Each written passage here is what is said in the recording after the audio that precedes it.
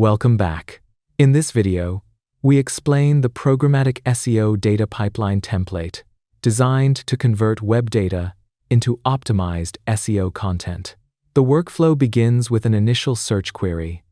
Our agent navigates to Reddit to find relevant discussions, then utilizes a loop list node. This node is configured for 10 iterations, opening each Reddit post in a new tab to ensure a complete data scrape for every article. After that, we go to the Reddit Answers page.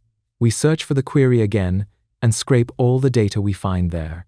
This page is great because it has direct answers from real people, which helps make your SEO posts more helpful. As you can see, the Run tab shows every step in detail. You can validate that the agent is correctly opening each Reddit article in an individual tab, scraping the data, and moving seamlessly to the next item. At the end of the process, we can see that the Reddit Answers page worked perfectly, providing us with fresh, structured data ready for our SEO pipeline. The n8n workflow is actually very straightforward, and I've included notes throughout to guide you.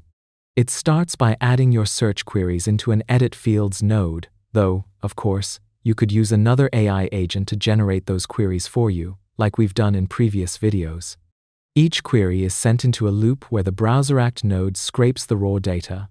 That data is then passed to an AI agent, which is specifically instructed to analyze the insights and generate a perfectly structured HTML article.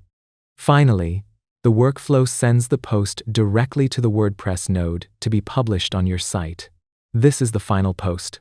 It is simple, easy to read, and ready for your site.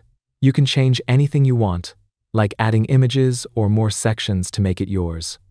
Thanks for watching, and see you next time.